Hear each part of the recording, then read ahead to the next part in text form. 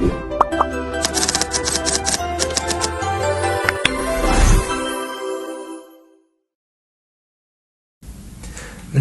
negara yang kaya dengan berbagai budaya etnik dan agama. Masyarakat Masmuk termasuk kelompok utama Melayu, Cina dan India, serta etnik lain di Sabah, Sarawak dan orang asli di semenanjung Malaysia. Cabaran muncul daripada salah faham tentang etika peradaban dalam konteks masyarakat Masmuk. Salah faham ini sering berlaku apabila nilai atau tingkah laku diterima dalam satu budaya tetapi tidak difahami oleh budaya lain, seperti isu penggunaan kalimah Allah, perayaan keagamaan, pakaian tradisional dan amalan diet. Masyarakat Malaysia perlu memperdalam perfahaman dan penghargaan terhadap keagamaan untuk mencapai kesatuan harmoni yang lebih bermakna. Faktor pendorong kepada isu salah faham pertama adalah sejarah. Malaysia sebagai bekas negara koloni dengan komposisi etnik berbagai mengalami pembentukan sosial yang kompleks. Jurang antara komuniti diperkuatkan oleh sistem pentadbiran kolonial dan politik identiti pasca kemerdekaan yang mengakibatkan salah faham dan konflik etnik. Seterusnya dengan pendidikan, kurikulum yang terfokus kepada sejarah dan budaya tanpa pemerhatian yang cukup kepada keberbedaan etnik lain telah menghasilkan kekurangan perfahaman dan penghargaan terhadap keberbedaan, menyebabkan stereotip dan prasangka berlanjutan. Faktor ketiga berkaitan dengan media, pemberitaan yang bias dan tidak lengkap serta media sosial yang cepat menyebarkan ujaran kebencian dan informasi salah, mempengaruhi persepsi negatif antara komuniti. Keempat ialah politik identiti. Politik identiti yang dimainkan oleh parti-parti politik memperkuatkan perpecahan etnik dan agama, sering menggunakan isu sensitif untuk keuntungan politik dan memperdalamkan jurang sosial. Dan akhirnya ialah sosial ekonomi. Perbezaan ekonomi antara etnik menyuburkan stereotip negatif dan konflik. Dominasi satu kelompok atas yang lain dalam ekonomi atau politik memicu iri hati dan ketidakpuasan. Isu perkauman sudah tidak asing lagi di negara kita Malaysia sejak azali lagi. Hal ini demikian kerana terdapat pelbagai kaum di negara kita mengakibatkan perselisihan faham antara masing-masing. Antara langkah untuk mengatasi isu perkauman ini adalah memupuk perpaduan antara kaum sejak bangku sekolah lagi untuk mengelakkan perselisihan faham seperti yang berlaku di situasi belakang.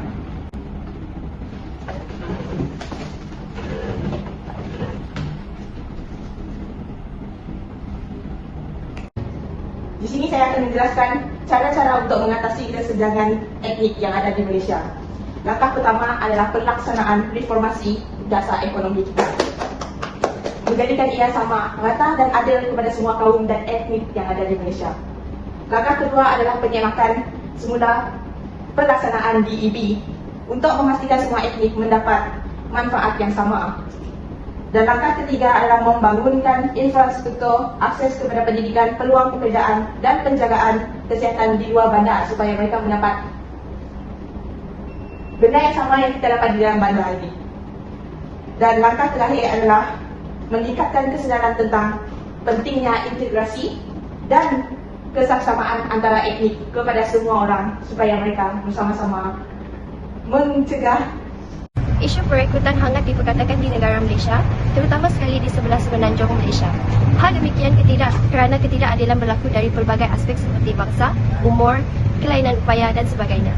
Berdasarkan apa yang diperkatakan oleh Jason Wee pada sidang media di tahun 2023, lebih malang apabila majoriti mereka yang berdepan dengan diskriminasi, iaitu 55%, memilih untuk tidak melaporkannya kerana kekurangan bukti. Selain daripada itu, halangan mereka adalah dari segi masa dan wang. Salah satu langkah yang untuk mengatasi daripada berlakunya isu ini ialah individu menyimpankan bukti perilaku diskriminasi yang mereka alami untuk digunakan semasa membuat laporan rasmi.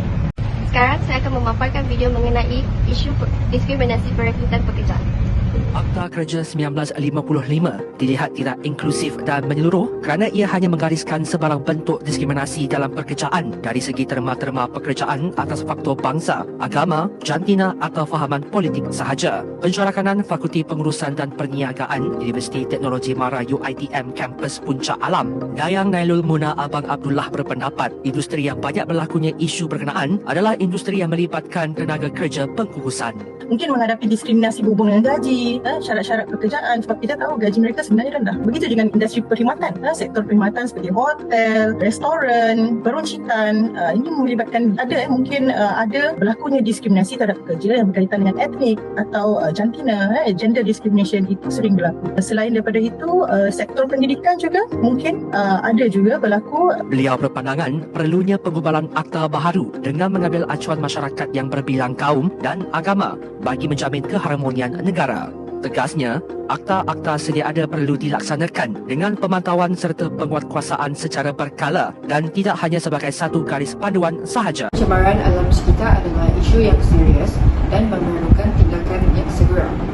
Masalah yang timbul akan mendatangkan kesan yang amat buruk terhadap alam sekitar, manusia dan juga binatang. Faktor terjadinya isu ini adalah disebabkan sikap orang yang tidak bertanggungjawab dan tidak mempunyai kesedaran dalam diri. Kebersihan dan keselamatan alam sekitar adalah tanggungjawab kita bersama. Bagi langkah mengatasi isu ini, yang pertama, kita hendaklah meningkatkan kesedaran awam dalam pentingnya menjaga keselamatan alam sekitar itu. Yang kedua adalah mengetatkan penguasaan undang-undang. Yang ketiga, memupuk semangat cinta akan alam sekitar dalam kalangan seluruh generasi, dari tua dan hingga yang muda. Yang keempat, membentukkan kebersihan. Kelima, menjadi individu yang bertanggungjawab dan memainkan peranan yang penting bagi menangani isu ini. Sekian itu daripada saya.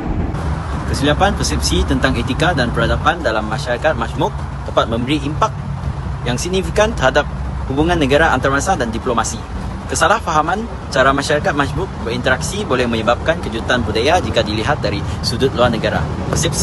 Kesilapan persepsi tentang etika dan peradaban dalam masyarakat majmuk boleh merosakkan hubungan dengan negara antarabangsa dan diplomasi negara dan juga boleh menghalang pertumbuhan ekonomi dan kekuatan negara. Sekarang kita akan melihat dua negara menjalinkan hubungan diplomasi.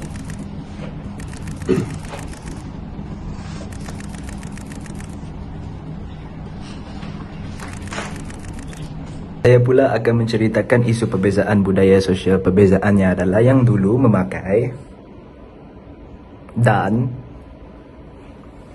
sekarang pula memakai dan dulu pula sekarang dulu pendidikannya dan yang sekarang langkah-langkah mengatasinya dan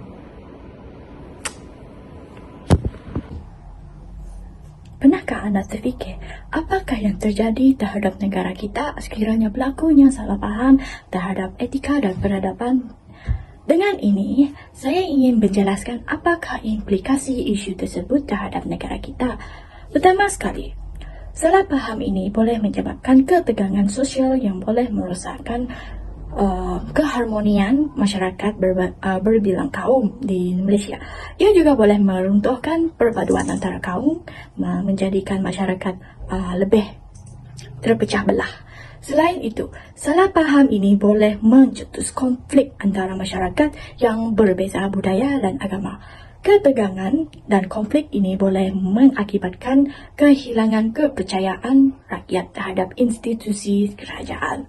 Ini seterusnya mengganggu pembangunan ekonomi negara kerana kestabilan sosial adalah kunci kepada pertumbuhan ekonomi.